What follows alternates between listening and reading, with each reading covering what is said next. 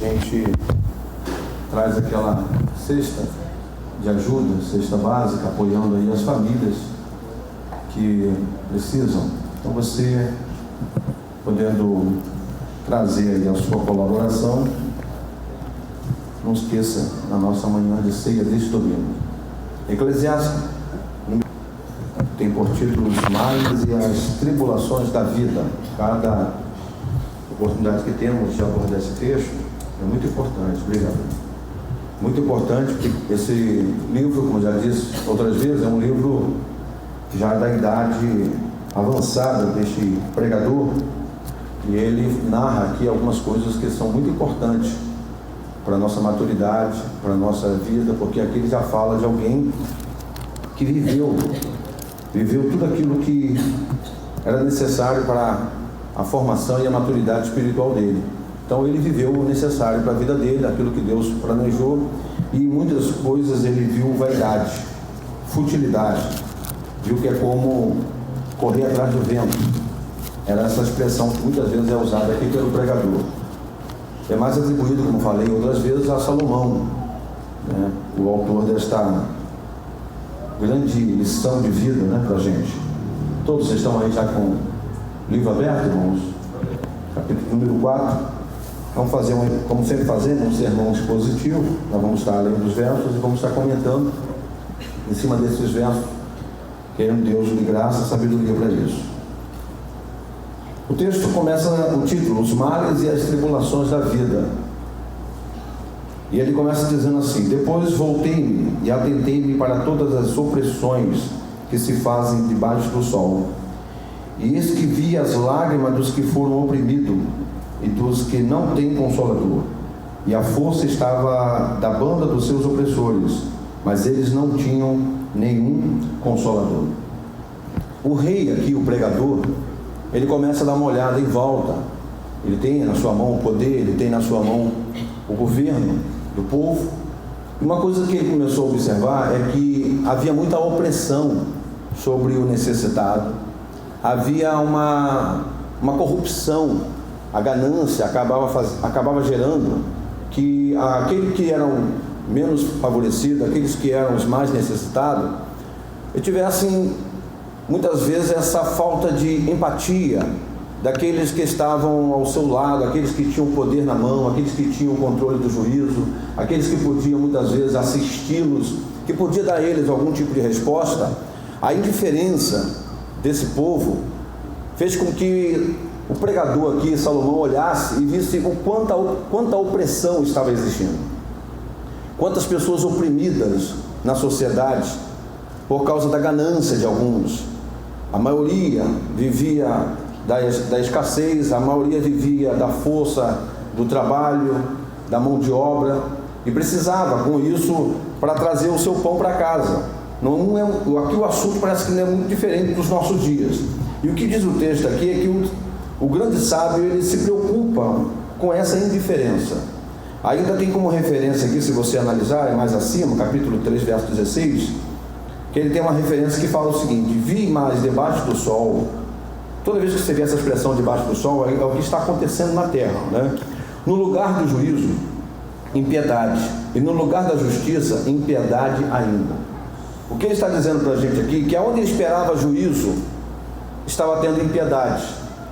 Aonde ele esperava justiça, impiedade ainda. Ou seja, falta de respeito com o seu semelhante, falta de amor para com o próximo. As pessoas não estavam preocupadas em que o seu semelhante pudesse ser feito a ele a justiça, que muitas vezes ele foi roubado por não ter recurso, por não ter alguém que pudesse trabalhar por ele. E ele estava vivendo o que muitos de nós vivemos no dia de hoje. Você sabe com quem você está falando? Você sabe com quem você está mexendo? Você vivendo uma sociedade onde a força do homem estava no poder aquisitivo. O homem não era valorizado pelas suas atribuições, pela sua qualidade, pelas suas virtudes, mas sim pelo que tem. Lembra que eu disse aqui uma vez: o dinheiro compra poder e o poder compra interesse. Você pode com o dinheiro adquirir poder, isso é muito comum. Mas uma coisa que você precisa lembrar é que o poder atrai interesse. Então você pode muitas vezes estar cercado de pessoas que estão interessadas apenas naquilo que você tem, não em quem você é. Outras vezes disse aqui também que se você viveu a vida só para ser útil, um dia a idade chega e a gente precisa viver para ser amado. E chega uma hora em que a utilidade já não é mais aquilo que faz parte da sua vida, porque o cansaço vem. A Bíblia diz, antes que venham os maus dias chegam para todos nós. O mau dia pode não ser apenas a idade, mas pode também estar ligado a uma debilidade física que pode ser ocasionada da noite para o dia. Você gosta de boa saúde e no dia seguinte já não tem mais a saúde. Você pode de repente não perceber, mas estava cometido de um câncer, de algum mal muito terrível, e logo foi descoberto, e a partir do diagnóstico você caiu a ficha, caiu em si, viu que a vida é breve, a vida é muito rápida. Então quando a gente para analisar essas circunstâncias, a gente começa a perceber que os males e as tribulações, elas fazem parte da nossa vida constantemente. E a gente precisa fazer uma leitura do que estamos vivendo, da nossa vida, da nossa opressão, do nosso momento, para perceber o que Deus está querendo muitas vezes fazer em nós e através de nós no outro.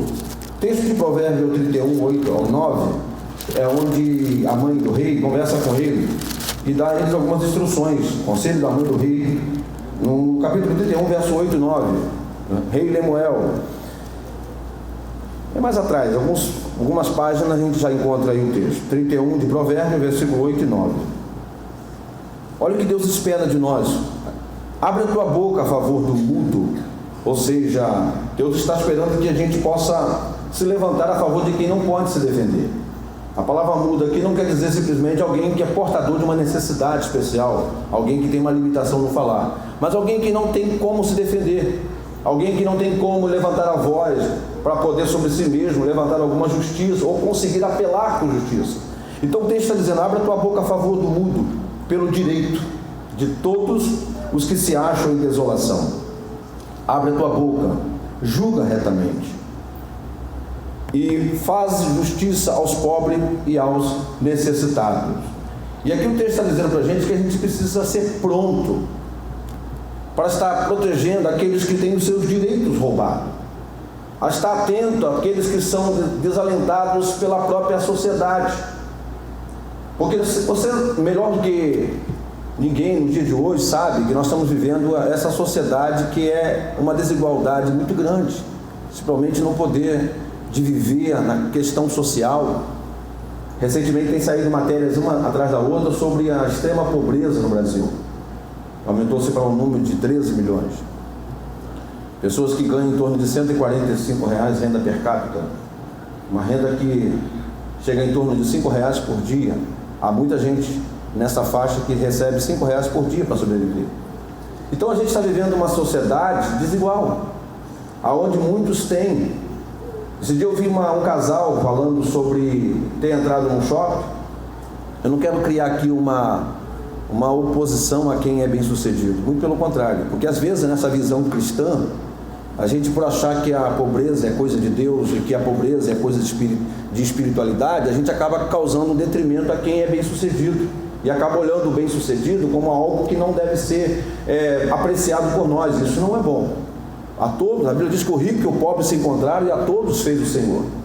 Agora é importante saber usar da riqueza que fomos dotados por Deus, porque a riqueza, tudo aquilo que Deus nos dotou não é para nosso uso e fruto. Deus nos dotou para sermos canal, para sermos bênção, para sermos referência. Os dons de Deus são para benefício do próximo. Mas há uma cultura dentro da igreja em que as pessoas acabam tratando com preconceito, algumas pessoas com preconceito aqueles que são bem-sucedidos. Porque por ser bem-sucedido, e acabam criando um certo tipo de indiferença, as pessoas não podem receber nenhum espaço, nenhuma oportunidade no trabalho da igreja, que acabam sendo julgados porque estão sendo escolhidos pelo poder que têm. Então acabam sendo muitas vezes desmerecida e não reconhecida pelo trabalho que quer fazer, pela paixão e pelo amor que tem. E a gente precisa tomar muito cuidado também para que a gente não entre nesse extremo. Agora o texto está dizendo aqui que nós precisamos ter um coração sensato e atentarmos a nossa mão e a nossa boca para fazer justiça àqueles que precisam do apoio e que precisam receber de nós a justiça. A Bíblia é muito clara sobre isso. Ele diz aqui, abre a tua boca, julga retamente e faz justiça aos pobres e aos necessitados, em outras versões aos indigentes, aqueles que acabam não tendo identidade, aqueles que não têm nome, aqueles que são apenas número. aqueles que são apenas anônimos na sociedade, porque hoje você acaba valendo muito pelo sangue que você tem, pelo sobrenome que você carrega, pela tradição da sua família. Mas se você não tem sobrenome, nós corremos num mundo que a base dele acaba sendo a competição. Nós concorremos um com o outro para podermos alcançarmos algum status, algum nome, porque o nome acaba sendo roubado, tirado de nós. Então o texto está dizendo aqui para a gente que o grande sábio olhou e viu muita opressão. Qualquer semelhança aos nossos dias não é mera coincidência. A opressão está presente. As pessoas estão oprimidas. E quando eu falo opressão oprimida, não estou espiritualizando isso como demônios sobre a vida dela, não. Estou dizendo que a própria sociedade, nós, muitas vezes, por não entendermos isso, e às vezes somos indiferentes àquilo que está acontecendo em nossa volta. E nós não podemos, em hipótese alguma, agir assim, como se o nosso trabalho eclesiástico, como a nossa função, espiritualmente falando, fosse o suficiente. E às vezes não entendemos que podemos fazer muito e muito mais quando nós efetivamos a nossa fé, aonde de fato ela precisa ser vista, que é lá na sociedade. Lembra do que diz o texto 1 Coríntios 10, 31? Quer comais, quer bebais, quer façais qualquer outra coisa, fazei tudo para a glória de Deus. A gente pode fazer muita coisa nessa vida que são lícitas para a glória de Deus.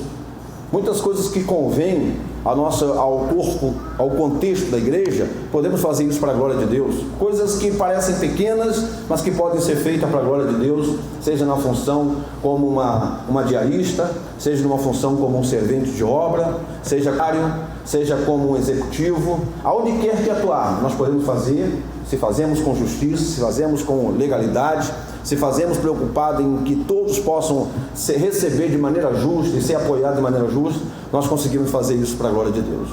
Eu não posso, mas eu conheço quem faz, eu conheço quem pode te ajudar. Isso é fazer justiça também. Eu não tenho na mão o poder aquisitivo, mas eu sei quem pode, quem tem um coração inclinado e que pode fazer isso. Isso é fazer justiça. Empatia. Todos aqui sabem que é se colocar no lugar do outro. E ele continua dizendo, verso 2: pelo que eu louvei os que já morreram, mais do que os que vivem ainda. É estranho ouvir um sábio falar isso. Estranho ouvir um homem já na sua idade avançada dizer que ele considerou os mortos mais felizes do que os que estão vivos. Ele viu que, para ele, na sua percepção, os mortos estão melhores do que a gente, porque os mortos acabou, encerrou. Essa é a concepção que ele teve. Esse foi o entendimento que ele conseguiu contemplar. Óbvio que nós temos muitas afirmações hoje no Novo Testamento que contradizem esse pensamento do grande sábio. Mas o que ele quer dizer para a gente, que na sensação que ele teve, de que a morte é como se fosse, acabou o labor, acabou o que eu tenho que fazer nessa vida para poder colher na eternidade, encerra-se as opressões, as injustiças, a desigualdade, acabou aqui, agora é começar a colher o trabalho daquilo que prestei durante o meu tempo de existência. O grande sábio aqui está pensando desta forma, ainda que a gente encontre aqui algumas contradições. E ele continua dizendo, e melhor que uns e outros é aquele que ainda não é. Ou seja, melhor que uns e outros, ele quer dizer o quê? É melhor do que uns e outros é aquele que ainda não nasceu. Primeiro ele está falando daquele que já morreu. Agora ele está tentando aqui destacar e trazer que melhor do que está vivendo hoje é aquele que não nasceu. Porque ele não está passando por isso que nós estamos passando. Nem quem ainda não nasceu e quem já foi embora. Para ele, esses dois extremos estão na melhor fase. Nós que estamos no durante, parece que estamos vivendo a pior fase, porque é a fase de que nós estamos correndo risco de não semear bem.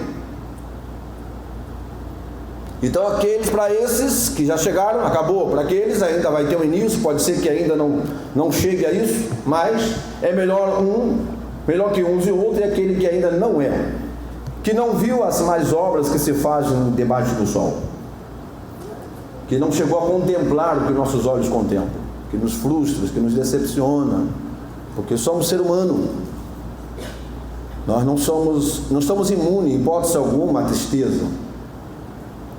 Ainda que estejais um pouco contristados, faz parte da nossa formação, do nosso desenvolver da fé, o estar um pouco contristado. A gente precisa saber, amadurecer isso. O crente tem tristeza também. O homem e mulher de Deus, que por mais esteja envolvido com a sua obra, a sua vida também ela tem sempre resíduos de angústia, de decepção, desapontamento com as pessoas, com a vida ou consigo mesmo. Todo tempo a gente está vivendo alguma coisa parecida com isso. O que a gente não pode é tentar criar uma bolha e achar que essa bolha vai nos impedir de tudo aquilo que é a atmosfera negativa do mundo contra nós. Nós precisamos sentir todas as nuances da vida, todas as fases da vida. Precisamos estar preparados para isso. Faz parte da nossa formação, da nossa maturidade, faz parte da nossa fé o que vivemos. Alguém disse muito bem que a gente tem aqui o contente, de contentamento, contente, né? O cristão muitas vezes pode não estar alegre, mas está contente, aprendendo a se contentar, muitas vezes com as circunstâncias, com a vida. Ele continua dizendo ainda no verso 4: também vi eu que todo trabalho e toda destreza em obra traz ao homem a inveja do seu próximo. Também isto é vaidade e aflição de espírito. O que ele quer dizer aqui, também vi eu que todo o trabalho e toda a destreza, toda a perícia que o homem tem, e as obras, e em obras, traz ao homem competição. De alguma maneira, tudo aquilo que ele está fazendo, sem perceber, ele é movido e seduzido para competir. Ele está com a sua casa lá de uma forma e de repente ele percebeu que do lado colocou um blindex, aí ele pensa, é hora de eu trocar minha janela. Ou quando ele viu que a outra casa colocou lá um telhado diferente, colonial, mas destacou, aí ele está olhando, poxa, o meu é brasileiro, eu tenho que começar a mudar esse telhado. Então ele muitas vezes não é nem a questão dele buscar o desenvolvimento, ou crescer, ou começar a viver a fase que é necessária, que a gente precisa simplesmente estar vivendo esse processo de perceber que a vida ela é esse avanço constante, mas é como uma realização, como uma própria ideia de contemplar o que a vida me propõe. Mas o grande momento, o grande boom de tudo isso é que nós somos mais movidos pela a competição. E não queremos chamar isso de competição, mas está inserido em nós, né? Se o colega nosso trocou o carro e a gente acaba sendo tentado a ter que pensar nesse negócio, se ele de repente, se a colega lá trocou a roupa, botou um vestido diferente, comprou uma roupa, um calçado, ou seja lá, mudou o penteado, aí de repente pode até se instaurar uma crise dentro de casa, né? Você não faz meu cabelo, você não me ajuda, você é isso, você é aquilo, porque às vezes acaba vivendo essa comparação. E o que o grande sábio está dizendo aqui, que ele viu que todo o trabalho, toda a destreza dos homens traz a inveja do seu próximo. Você conquista e você acaba gerando um desconforto em quem não conquistou, ou você acaba olhando com um certo tipo de descontentamento para aquele que avançou, para aquele que está melhor. Então, o que o grande sábio vai vendo aqui? Ele vai vendo que isso vai gerando tribulação. Isso, em vez de ser uma realização, em vez de ser um sonho, isso acaba sendo uma opressão para a pessoa. A vida vai perdendo, a gente vai deixando de viver a vida na sua essência, deixando de contemplar, de saber que Deus nos deu aquilo ali, e essa é a medida de Deus para a gente, e viver com contentamento, e nos alegrar, não ficar jamais oprimido por isso, jamais se perder na vida por isso. Mas a ideia hoje, é o que diz o grande sábio, e também é defendido por Paulo, é que as pessoas acabam perdendo esse ponto de equilíbrio. E aí já não sabe mais pelo porquê elas estão lutando na vida.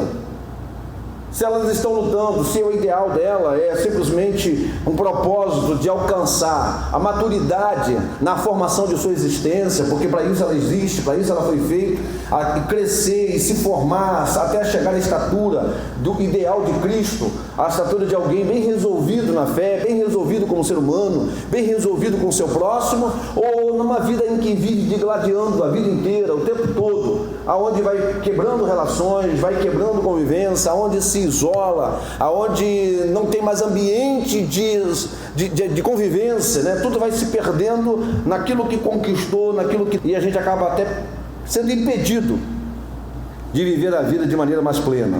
E ele diz também: isto é vaidade e aflição de espírito. Ou seja, isso acaba sendo despropósito de vida.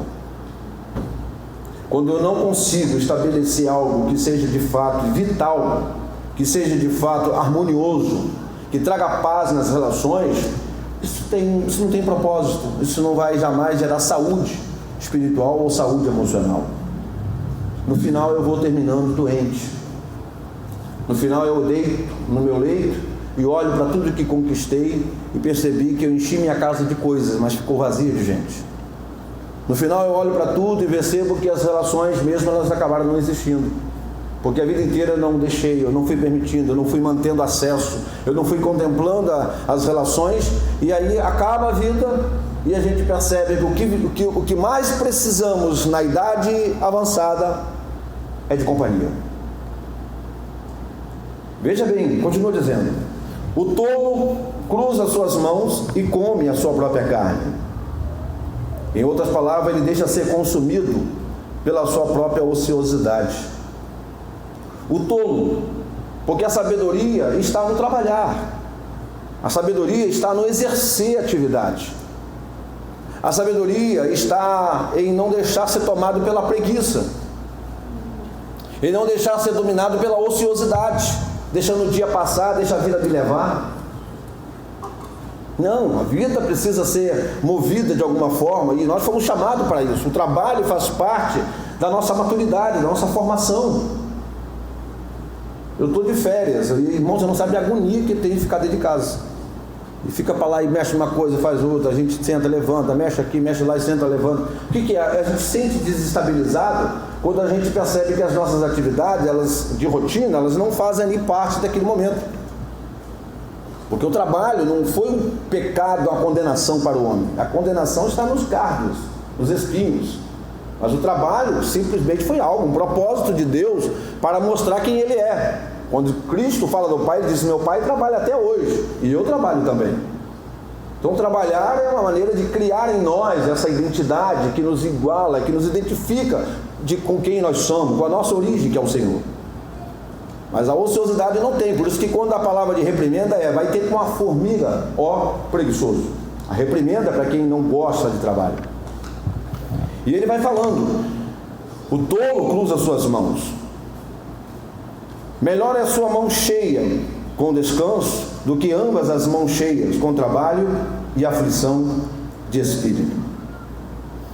Melhor é a sua mão cheia, ou seja, com paz. Melhor é conquistar com paz. Melhor é conquistar com harmonia, sem saber que está criando desequilíbrio nas relações, nas suas conquistas, está desfazendo amizade por causa das conquistas, está entregando alguma coisa, está denunciando o que não se deve, está fazendo parte de esquema para poder alcançar o que quer, e simplesmente tudo isso acaba levando a viver uma vida sem de fato alcançar a paz com todo, sem de fato encontrar a harmonia com todo. E o texto vai dizendo para a gente aqui: melhor é uma mão cheia com paz, com descanso, conquistar com paz aquilo que eu preciso conquistar, mas eu preciso que essa conquista, no meu propósito de vida, se estabeleça paz com todos. Ainda que meus semelhantes não queiram paz, mas da minha parte, eu preciso transmitir como propósito das minhas conquistas a ideia de ter paz com o outro. Dá para viver em harmonia com alguém que tem ambiente, ou que trabalha no mesmo negócio, ou que está abrindo um comércio e colocando o mesmo produto. Dá para viver em paz? Dá. Não preciso encontrar falha para que eu consiga fazer meu negócio evoluir. Eu não preciso estar apontando erro para que eu consiga fazer o meu negócio dar certo. Eu posso viver em paz, eu preciso descansar em paz, eu preciso entender que Deus é um Deus justo e que a justiça, a Bíblia diz, a questão de viver de forma justa, não haverá desamparo para esta pessoa e nem para a sua descendência. Viver de forma honesta, correta. Salmo 37, 25. Nunca vi um justo desamparado. Não é um crente. Porque às vezes a gente acha que eu sou crente, Deus não vai me deixar desamparado. Não, ele está dizendo que nunca vi um justo desamparado, nem sua descendência mendigar o pão. Uma pessoa que vive em justiça, que anda de forma correta, que procura manter suas coisas de maneira certa, elas nunca ficarão desamparadas, nem seus filhos, após a sua saída dessa vida, nem seus filhos, porque o seu nome continuará eternizando na história dos seus filhos. Você é filho de fulano, não, seu pai foi uma pessoa muito séria. Seu pai teve um nome, seu pai zelava pelo que fazia, é uma pessoa muito estimada por nós. Não, pode ter certeza, eu vou fazer de tudo para poder você conseguir um emprego nessa empresa, ou eu vou ajudar você nesse negócio. Por quê? O bom nome. Uma pessoa justa, ela não ficará desamparada, nem seus filhos vão mendigar o pão. Mas a ideia que a gente tem é que basta apenas ser crente e Deus vai desmacumbar tudo que der errado na vida dos nossos filhos. Muitos pensam assim, aí vão para a igreja, fazem todo tipo de campanha para que Deus resolva problemas que estão sendo mal resolvidos pelas escolhas. O nosso grande problema não é que a gente não coloca Deus no início da nossa vida, a gente quer colocar Deus no fim. A gente arruma as coisas, faz as mancadas e quer colocar Deus no final para resolver o nosso problema. Não, se a gente não colocar Deus no início, jamais Ele vai poder cuidar do fim. A gente precisa aprender a confiar inteiramente nossa vida a Ele. Por isso que diz, entrega teu caminho. Confia nele. Eu não posso dizer que Jesus é o meu autor e o meu consumador da fé se Ele não for aquele que vai dar início a essa minha carreira e não for aquele que de fato é aquele que consumador, ou seja, a minha fé finaliza nele, tudo termina nele. Eu não preciso de mais nada para que eu tenha uma fé consolidada.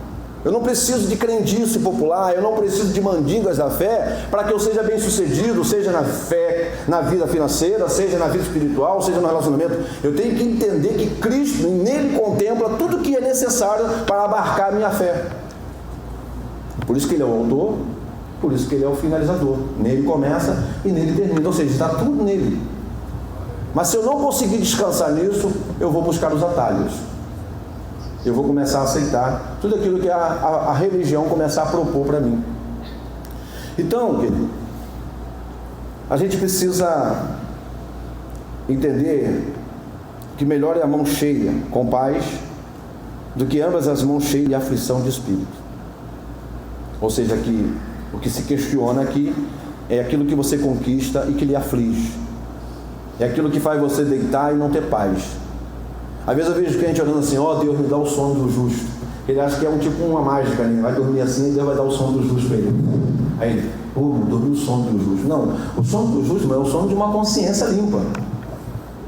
É você poder deitar assim, me dá um sono do justo. O sono de alguém que fez o que foi preciso fazer de forma honesta, ilibada, que viveu um dia onde ele não se deixou se corromper, não aceitou propina, não deu nenhum valor embaixo da carteira de habilitação, não fez nada que pudesse mostrar atalho para a vida dele. Ou seja, ele vai orar e dizer, Deus, me dê um sono do justo. Ele vai dormir um sono do justo, sono de uma consciência em paz, sono de uma consciência limpa. Senão a gente vai achar que está todo atribulado de coisa que deu errado. Aí vai, Deus, por favor, Senhor, me dá um sono aqui que eu preciso dormir agora. Aí bota na conta dele. É Deus que tem que resolver minhas coisas que eu fiz errado. Deus não está aqui para resolver os nossos problemas, irmão. A gente acha que Deus vem aqui para resolver todo problema nosso. Não, tem um problema que vai ser nosso, a gente vai ter que trabalhar ele, a gente vai ter que aprender a lidar com ele, a gente vai ter que aprender a rompê-lo, consertar o que precisa ser consertado e não colocarmos na conta de Deus aquilo que nós nos queixamos. Não é isso que diz o texto? Que se queixa o homem. Outra vez me voltei e vi vaidade debaixo do sol. Verso 7. E aí ele voltou-se para a própria realidade da vida e o que ele viu? Futilidade. Tudo vão. Vaidade. A vida acaba sendo isso. Se nós não tentarmos que caminhamos, mas tudo vai se repetindo, já falamos isso em outros textos desse mesmo livro, tudo se repete, não há nada novo debaixo do sol, e é como se começamos a fazer isso sem perceber de fato que Deus está gerando mais em nós, para depois começar a operar através de nós vamos fazer simplesmente correndo atrás do vento. Tudo da nossa vida vai ser correr atrás do vento, porque se eu achar que é simplesmente para encher meu celeiro, para poder aumentar meu patrimônio e ficar nisso, eu vou ouvir uma voz triste dizendo: louco, come, bebe, folga. Se hoje pedir tua alma, o que tens preparado? Para quem será? A pergunta para o insensato rico que estava só enriquecendo e não estava considerando de fato aquilo que Deus estava querendo mostrar para ele, que a minha riqueza, eu fui dotado por Deus para que possa através disso contemplar os valores de Deus através da manifestação no outro, naquilo que eu posso fazer ao outro, mas eu fui só juntando em celeiros. Para quem foi isso? Nem para mim fica. E eu acabei perdendo a oportunidade de aproveitar meu tempo de vida para poder aplicar aquilo que Deus colocou em minhas mãos e deixar o legado, deixar marcado, deixar referência, deixar história na vida das pessoas que passaram por mim. Eu não quero ser lembrado jamais porque fui um conquistador, porque fui alguém que sempre teve os melhores troféus, as melhores medalhas. Eu não quero ser lembrado por isso. Eu preciso ser lembrado por coisas que afetem, que marquem, que relacionem, que falem de Cristo. Por isso que Cristo veio aqui, vem quebrando todo o protocolo. Ele vem destruindo paradigmas de que aqueles que nós esperávamos que poderiam ser as pessoas que dariam resultado para aquela sociedade, dariam resposta para aquele tempo de crise, de tempo de tanta diferença. Ele veio quebrando totalmente o paradigma. Ele veio que nenhuma beleza havia para que desejássemos. Ele veio na casa de um carpinteiro. Ele veio de uma forma simples para mostrar para a gente que tem como a gente poder fazer diferença, afetar as pessoas, marcar de fato o nosso momento, a nossa história, porque essa é a nossa porção. Tem como a gente realizar obras e fazer obras bem feitas, mesmo com pouco que Deus colocou em nossas mãos. Só o fato de existirmos, já estamos incluídos em um plano. Só o fato de termos nascido, não ter passado direto da eternidade, já é uma forma de entender que nossa vida já foi traçada por Deus. Então isso já é plano. Como nós vamos fazer acontecer, ou como de fato vamos caminhar em direção a esse plano? Deus de fato nunca colocou diante da gente a nossa vida pronta. Ele é um processo. Esse processo que vai amadurecendo a gente. Há um que é só e que não tem segundo. Sim, ele não tem filho e nem irmã, e contudo, de todo o seu trabalho não há fim. Nem os seus olhos se fartam de riqueza. E não diz: para quem trabalho eu, privando a minha alma do bem? Também isto é vaidade e enfadonha ocupação. Esse homem que ele está falando aqui é alguém que tinha bens, mas esse homem não tinha filhos, não tinha irmãos, não tinha família. Esse homem tinha aquilo que é a cobiça dos olhos, a concupiscência dos olhos. Ele tinha os desejos que ele queria realizar, ele realizou, mas era um homem que não entendeu que o valor da vida está nas relações, está na convivência. Não tinha filhos, não tinha parentes, não tinha família. E ele foi pensando a vida inteira em ficar sem herdeiros. Eu quero a vida, eu quero para mim, isso aqui é para mim. Eu trabalhei a vida inteira e não quero saber de ninguém, não quero saber de compartilhar com ninguém, isso aqui é para mim. E eu vou viver a vida inteira assim. E o texto vai lembrando aqui que foi privando a sua vida de viver, de poder gozar os frutos da sua existência. E aí ele diz: dos seus olhos, nem os seus olhos se fartam de riqueza. E não diz: para quem trabalho? Eu, privando a minha alma do bem. Também isto é vaidade e enfadonha a ocupação. E aí continua o sábio dizendo, parafraseando, fazendo o contexto do verso 8, ele diz no 9: melhor é serem dois do que um, porque tem melhor paga do seu trabalho. Há uma outra tradução que diz assim: melhor é ter companhia. Porque quando a gente fala que melhor serem dois, a gente pensa logo no casal. Geralmente é atribuído muito isso aqui a casamento. Mas o texto aqui, há uma outra versão que diz que é melhor ter companhia. Alguém disse muito bem que quem se ilha jamais vira continente. Vai viver como ilha a vida inteira. E a pessoa que não entende a importância da companhia, de viver num clã, de viver em família, de viver em grupo, porque a dificuldade de se viver hoje em grupo é muito grande, irmão. Nesse tempo, por exemplo, do WhatsApp, o conflito que é para viver em grupo. A gente não consegue nem viver num grupo do WhatsApp, sem estar reclamando de repente de alguém que posta, de alguém que falou alguma coisa que não tem interesse dos outros, dos demais, de qualquer coisa. A gente não tem, se a gente não, a ideia aqui é mostrar o quanto nós precisamos dessas diferenças para aprender a amadurecer as nossas emoções, amadurecer nossa vida, amadurecer nossas virtudes.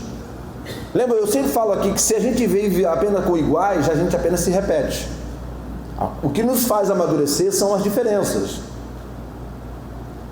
E a gente precisa aprender a lidar com isso. A companhia, a convivência, ela é estressante?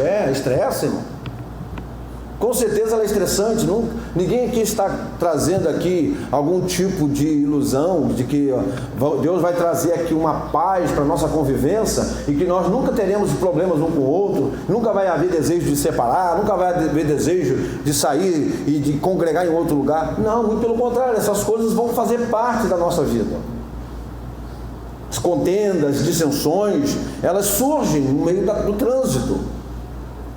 Porque ela não fala, porque muitas vezes o nosso grande problema é que a gente acha que a causa é o outro, a gente nunca avalia se a causa somos nós. Muito mais fácil dizer, mas o outro fala demais, é precipitado, é isso, é aquilo, mas muitas vezes nós não conseguimos analisar se o problema sou eu. Porque às vezes a gente cria uma ideia, uma expectativa muito elevada a respeito de nós mesmos. Lembra do que eu sempre digo aqui? A gente é rápido para julgar os outros, mas é lento para analisar a nós mesmos. Quando é para julgar o outro, a gente é rápido, a gente analisa, julga o cântico, julga se está afinado ou não está, se a pregação está boa ou não está, se a roupa está legal ou não está. A gente julga sempre o outro, mas dificilmente a gente para diante do espelho e é sincero, avaliar a nós mesmos, olhar no espelho e começar a fazer pergunta a respeito de quem nós somos, mas de maneira sincera, transparente. Então ele está dizendo, é melhor que a gente pense um pouco mais sobre isso. Melhor serem dois do que um, porque tem melhor paga do seu trabalho. A gente produz mais quando a gente está junto. Sozinho, tem gente que não consegue trabalhar em equipe de jeito nenhum. Eu não consigo não, porque eu me irrito rápido. Como é que a gente vai viver no céu, gente? Como é que a gente vai viver num lugar onde a gente vai lidar com pessoas que muitas vezes foi formada nessa vida diferente? Porque ou você acha que no céu vai ser todo mundo igual. Não, no céu vai ser assim, mas todo mundo vai ser todo mundo igual. Todo mundo com a mesma cara, todo mundo do mesmo jeito, todo mundo falando a mesma coisa. Não, irmãos. Se tem uma coisa que distingue-nos um do outro, que nos faz a semelhança de Deus, é a diferença. Quando Jesus escolheu os discípulos, Jesus não escolheu o discípulo tudo igual. Falou assim, você é temperamental, você é temperamental. Não. Ele foi chamando, vem. Foi chamando e foi vindo. E à medida que foram lá lançando a rede, lançando o seu trabalho, o seu ofício de lado e foram seguindo Jesus, e ele no trânsito foi conhecendo cada um deles. Vou usar essa linguagem conhecendo para poder você entender que o relacionamento é que nos permite isso. E aí você viu, um era muito explosivo, outro era mais egoísta, outro já era mais duvidoso na fé, na caminhada, alguns pensando mais em si mesmo do que no outro, outro até alimentado pela própria mãe, mostrando que esse ambiente é assim mesmo. Não, pensa aí, vai lá, arruma um lugarzinho lá de preferência para meus filhos, mas que esteja bem perto, né? Eu quero que meus filhos estejam bem resolvidos lá com o Senhor lá em cima. E aí foram percebendo que eram essas pessoas que seguiam Jesus. E olha que Jesus orou a noite toda, irmão, para poder escolher.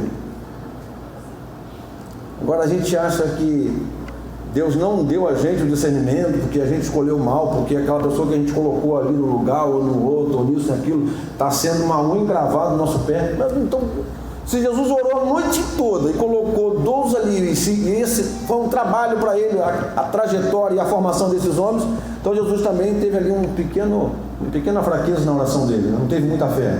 Pelo jeito, então, que a gente pode chegar à conclusão foi essa. Não, irmão.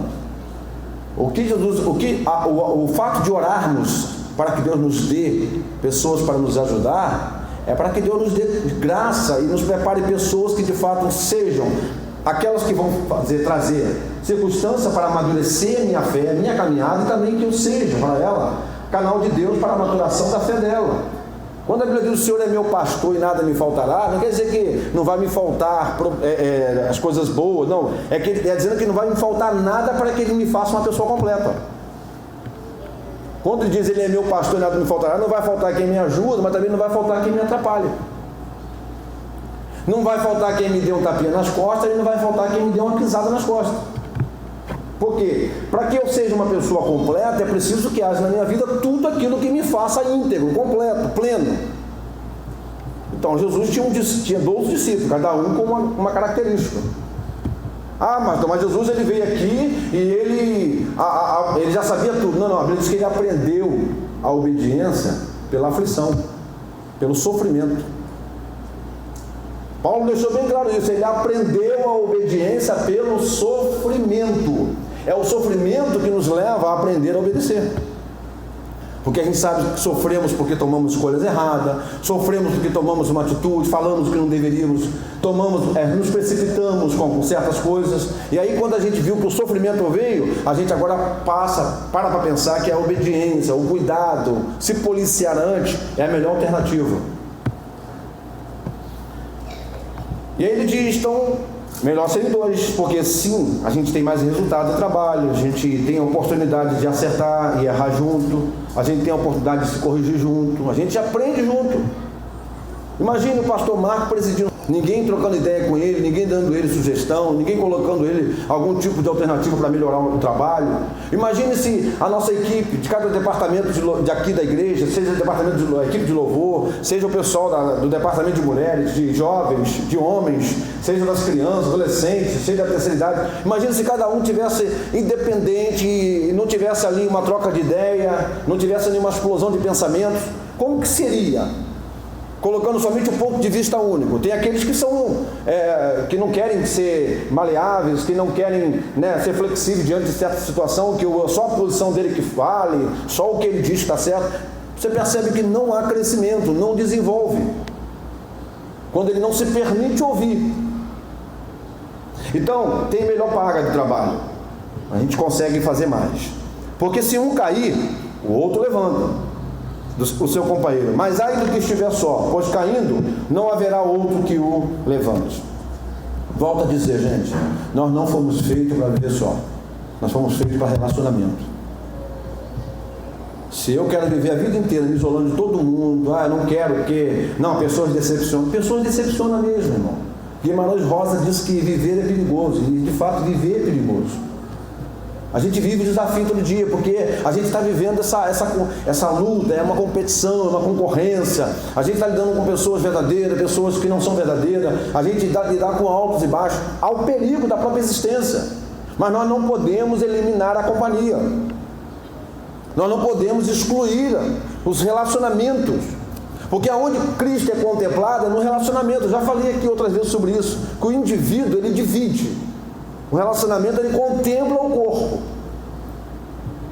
Eu até fiz aqui umas metáforas da outra vez aqui, falando sobre que antigamente as igrejas eram bancos de madeira, não tinha nem encosto. A gente ficava todo mundo lá assim tentando se posicionar, mas sentava todo mundo junto. Depois começou a vir os encostos, aí ficou melhor, se confortava, ficava um pouquinho dolorido, porque era tudo de madeira. Depois começou a vir as cadeiras de plástico, mas tinha aquela dificuldade, porque um tinha medo de sentar e a cadeira quebrar, aquela coisa toda assim. Aí começou a vir as cadeiras acolchoadas, só que individuais. Aí por fim começaram a criar as cadeiras com braço, e individual. Nossa, aqui é meu espaço, não coloca o braço aqui não. Aí começou, aí sem perceber a gente foi criando essa característica de indivíduos. Então companhia, irmãos, pense nisso. Ser dois é melhor do que um. Porque tem melhor paga, se um cair o outro levanta.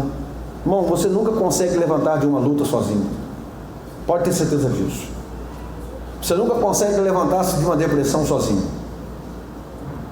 Eu ouvi alguém dizer, e eu lamento dizer isso, que uma frase que eu ouvi de um pregador, que o exército evangélico, o exército cristão é o exército que mais abandona os seus feridos em meio ao campo de batalha. Porque quando você vê isso em meio aos francos batalhas entre as lutas que são feitas nos exércitos na vida secular, geralmente os soldados que estão melhores, eles procuram levantar e carregar aqueles que estão feridos. O que se espera é isso. Pense bem nisso. Nós nunca conseguiremos levantar estando só. Se você está triste, se você está para baixo, se você está vivendo um momento difícil, não se isole. Procure alguém. Você precisa confiar em alguém. Às vezes que aquele que ama, aquele que verdadeiramente tem o amor, tudo crê, tudo espera, tudo confia. Então lança fora o medo, porque é isso que a Bíblia fala do amor. Compartilhar. Pastor, eu fui machucado a vida inteira, fui traído, fui isso, fui aquilo. Mas se você viver a vida inteira querendo generalizar as pessoas e achando que a vida vai vir sempre contra você, implacavelmente, não tendo nenhuma oportunidade de trazer a você a maturidade, de crescer no meio desse caos, você vai passar a vida inteira e correr atrás do vento. Então permita-se as relações. Para finalizar, ele continua dizendo: também, se dois dormirem juntos, eles se aquentarão, mas um só, como se aquentará? E se alguém quiser prevalecer contra um ou dois, lhe resistirão. E o cordão de 3 dobras não se quebra tão depressa. Em outras palavras, o que ele está querendo dizer para a gente, muitas vezes vivendo como dois, a gente pode ter opiniões diferentes. Eu e o pastor Antônio, andando junto, com um certa projeto na vida, alguma coisa para ser feito dentro da obra, ou seja, na vida secular, mas de repente eu tenho uma opinião, ele tem outra opinião, e a gente fica naquela questão, divergências na opinião. Mas o que fazer para que ela troque a divergência por convergência? Eu preciso chamar uma terceira pessoa. E aí, quando a gente chama do cordão de 3 dobras, o que eu quero? A minha vontade, a vontade dele, de repente, são boas intenções, mas elas estão gerando conflito. A gente precisa então inclinar ambas vontades para a vontade de Deus. Precisamos então, isso pode ser até no casamento, a crise que pode se estabelecer dentro do casamento. Eu tenho minha opinião, a Ângela tem a opinião dela. Isso pode gerar muitas vezes, em certo momento, divergência no nosso relacionamento. Mas como a gente pode conseguir vencer isso? Chamar Deus para fazer parte do relacionamento e começar a conciliar as nossas vontades para a vontade de Deus, que aí seremos bem sucedidos. Um cordão de 3 dobras não se quebra facilmente. É colocar Deus nas nossas amizades, é colocar Deus nas nossas famílias, é colocar Deus nos nossos clãs, é colocar Deus na nossa comunidade evangélica. Aonde quer que nós estivermos, ainda que tenhamos divergência, porque faz parte da maturação. Eu estou repetindo isso várias vezes. Faz parte da nossa maturidade, as divergências, porque isso mostra que nós estamos com alguém que tem opinião. Cuidado com pessoas que lhe bajulam, cuidado com pessoas que são sempre positivas a tudo aquilo que você está fazendo. Eles nunca te dão uma palavra de advertência, nunca lhe dão uma palavra de instrução, te abrir os olhos. Cuidado com isso. Muitas vezes elas estão querendo mais o seu mal, a sua destruição, do que o seu bem. Pessoas sinceras falam a verdade quando é preciso ser dito. Então, às vezes, essa pessoa que está nesse debate com você, tem uma opinião diferente da sua, ela pode estar te ajudando também. Então, chama Deus para fazer parte. Porque quando você chama o Senhor para fazer parte, você vai começar a entender a vontade de Deus, porque a vontade de Deus ela é boa, perfeita e agradável. Amém, queridos? Que Deus possa continuar nos abençoando. Que a palavra do Senhor continue ecoando dentro dos nossos corações, e que essa sabedoria deste homem que viveu muito para poder falar isso para a gente, possa de alguma forma fazer parte das nossas escolhas, e a gente possa tomar decisões certas em nome de Jesus Cristo. Lembrando então mais uma vez que nós temos a ceia, tá? Na manhã de domingo. Você está convidado a consagração é com quem, pastor Antônio? Você lembra? A consagração?